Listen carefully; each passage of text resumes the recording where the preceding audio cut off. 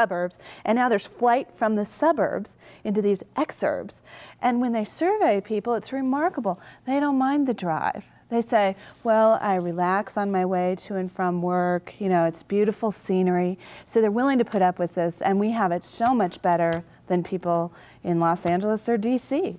Back to Debbie Frazier. The same geographer has concluded a law whereby the higher in elevation you go, the higher the price of your property.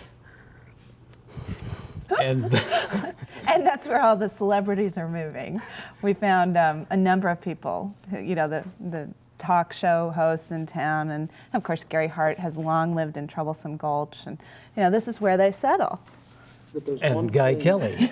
Sorry, there's one thing that sort of runs through this that makes people uneasy, and that's the fear of wildfire. Reebsame, who has done a lot of study of the foothills, says something like last spring's Buffalo Creek fire, which burned 12,000 acres and a dozen homes or so, could just be devastating. And we had one near Roxborough in '94 that darn near wiped out an exclusive residential development. So it's sort of like the people in California are concerned about earthquakes. There's a little fear of fire in the foothills, certainly. And Mark Obmascik. There's a great irony here too. The way that Katie described the police officer who talked about Arvada in the mountains, and that's a negative or pejorative. And then Debbie talks about the development in the high country where you cluster homes, which is a good thing because it preserves the open space. And from what I've been told, environmentally, that's generally the approach to take, is to cluster the homes, to leave the smallest footprint on the land, and to try to leave the broad open spaces for wildlife. But typically that's not what people want when they move in the foothills. Everybody wants their own little piece of the mountain. Yeah, they all seem to want this privacy, but you know, as more and more keep moving up, the problems of the urban area are following them. There's the fire danger. The other thing is the school district cannot keep up. I mean, Jefferson County Schools has grown from 11,000 kids in 1950 to almost 90,000 now. They've, you know, have temporary classrooms. They keep having to add on to buildings. And in Conifer, there's a brand new high school, and every time you drive by, it just seems to be eating into the hillside and growing. But, you know, they just have to try and keep pace with up to 3,000 new kids a year. The problems of moving west. Guy Kelly, Katie Kerwin, Debbie Frazier, and Mark Obmascik, all on our growth. Back to Mark Obmascik and another aspect of pollution. About 3 years ago, the state legislature said there should be a consideration of what we do when a big corporation goofs and pollutes. Now a group of individuals want to fight that. That's right. There's a coalition of environmental groups and unions that have combined to ask the U.S. Environmental Protection Agency to take away Colorado's ability to enforce national environmental laws. The reason is because of this law you just mentioned, which the state legislature passed and Governor Roy Romer signed. The issue, the law was actually dubbed the Coors Bill. What happened back in the 90s was that Coors Brewing Company went and and looked at its procedures and found that they had been violating the Clean Air Act. They had done they had been emitting more pollution than they had told state regulators. Well, so Coors went voluntarily to the state, and the state said, you did this wrong. The letter of the law says there are fines. We're proposing $1 million fine. And Coors went nuts. And they had a lot of sympathizers in the legislature who said that if you confess to your own sins, why should you face such a heavy penalty? In fact, what happened later was that Coors' fine was whittled down to less than $300,000.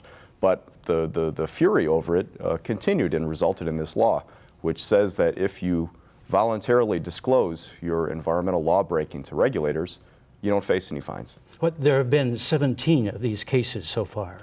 That's right, and the supporters, mainly business interests, say that if you're not afraid, if you don't have that fear that you're going to get nailed by government, you'll actually go out and look for your environmental problems. In the past, before this law was passed, there was kind of a see no evil, speak no evil, hear no evil. However, what the environmental groups and the labor groups say is that it's crazy that the state health department is so underfunded, they have so few inspectors, that environmental compliance in this state is basically an honor system. And when you've got that to start with, how can you waive fines when you really do find a problem? Environmental reporter Mark Obmascik of the Denver Post. For the last decade, Mark has been covering the environment, and we should note that beginning in this Sunday's paper, he takes on a new responsibility. He will have a columnist with opinions. Thanks for all these years here. Back to Debbie Frazier. We have seen stories in the last few weeks about animals in the high country who are starving. There just isn't enough food in view of all the snow. You would never know there was a lot of snow in the state from the Front Range, but it's true. There's very deep snow up there. It's so deep that the animals have to come down to even find snow, and it's been cold enough that the water is frozen. So they head on down, and by the end of the season, we're likely to see a lot of them piled up dead along highways. This year, beginning feeding just yesterday, is the first time, since 1983-84 winter? 83-84, that's correct. That year, they spent about $4 million. The idea was to help them at least through the winter so the herds would not collapse. And it was also valuable because it kept them away from the highways, which caused all kinds of problems with accidents and near accidents. Primarily, they have pellets for deer and hay and pellets for elk. Correct. Deer, if they eat hay, don't have the digestive mechanisms, so they just sort of puff up and starve to death. And surprising statistics, in the 83-84 winter, 95% of the fawns died. But in a normal winter, it's about 50%. It's rough being a fawn in the winter, because you're foraging, there's not much around, you have to dig for the food. You can, rely on your mother for some things, but if she's not finding food, you can't rely on Mom. And Debbie Frazier, one other story, a bit of a reach from Colorado, but it's received a lot of news space, and that is the killing of bison in Yellowstone National Park. One of the things that has occurred is there are gazillion snowmobiles going in and out of the park, and the animals are following the snowmobile paths out of the park to get slaughtered. The park is a many million acre preserve. During the winter, the easiest way in or out is in these groomed trails, and the elk and the bison are no fools. They get on the trails because they can find forage easier. It's more easy to find water, and unfortunately the trails lead them out of the park into the state of Montana that believes that they have brucellosis, which will hurt cattle. Interestingly, there's never been a proven case of a cow catching brucellosis from a buffalo, and in fact, elk carry brucellosis, but they're not worried about the elk because those are hunted.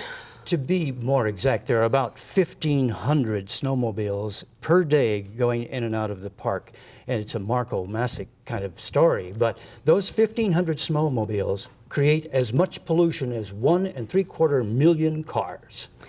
In the morning up there in the winter, if you can imagine the sound of 50,000 hornets' nests all gearing up for a day out looking for honey. And they leave actually a dark black smoke behind them.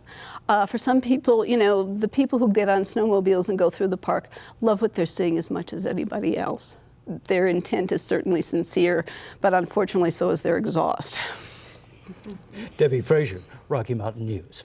We have several Colorado business topics. One is about the ski areas from the central to the southern portion of western Colorado. Last year was a tough one, but Penny Parker, this year things are much brighter. Let it snow. They're just thrilled in the Southwest. Their numbers last year, as you said, Don, suffered greatly. The skier visits were down quite a bit.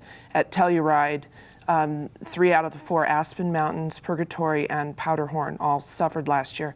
So this year, they're all just frolicking through the white stuff.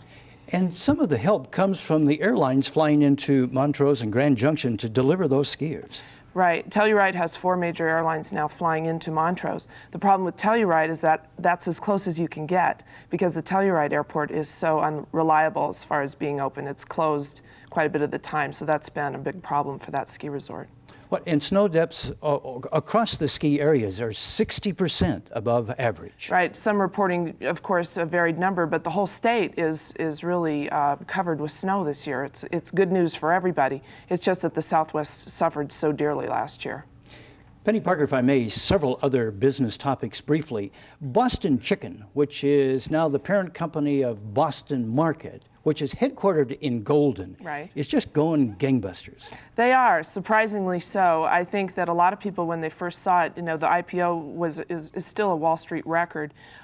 They were surprised that this would hold on. People were skeptical. Are you going to buy chicken that much, especially rotisserie chicken? Would there be that much variety for the family? But they really hit on this home meal replacement idea, whereas we do not want to cook every single day, and we want to find alternatives to the Big Macs and the Whoppers of the world. And Boston Chicken or Boston Market is offering that alternative. So the key to their marketing is not that you come and eat chicken, but you get it in a box and take it home. You get it in a box and take it home, and supposedly take it out of the box and put it on your own china. All right.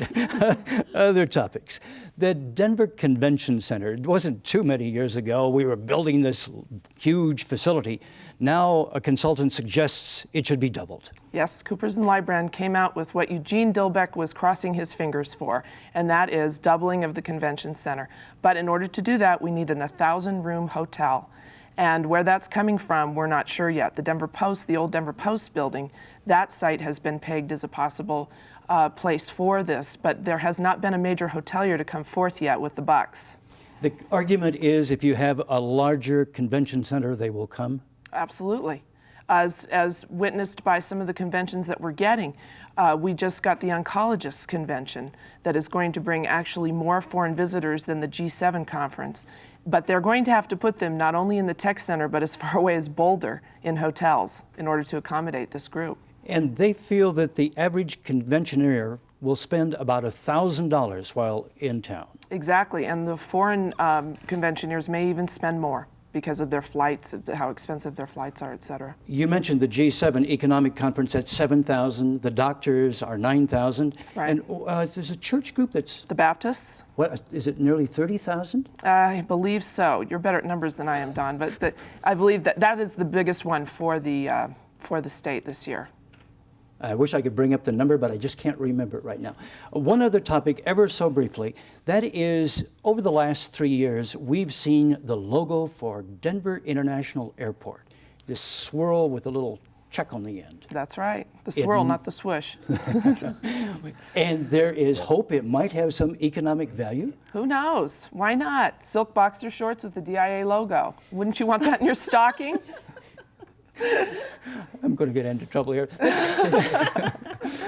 Therefore, that was Penny Parker of the Denver Post. We're going to go back to Katie Kerwin ever so briefly.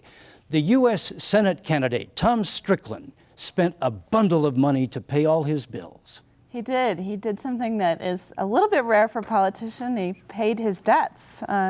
Tom Strickland invested about $500,000 of his own money in his race. And this is unusual. Governor Romer, for instance, if he has debt at the end of his campaign, he holds more fundraisers and gets more people to help him pay. But Strickland didn't want to go back to contributor, so he paid it off himself and spent almost $3 million in his unsuccessful Senate bid. Allard spent less, and he won the seat. Katie Kerwin, the Rocky Mountain News. That's our broadcast for this week. For my colleagues, I'm Don Kenny. Have a good weekend. Funding for the state of Colorado is provided by the Adolph Coors Foundation, the Monfort Charitable Foundation, and the investment firm of Piper Jaffray and its employees, looking toward the future since 1895.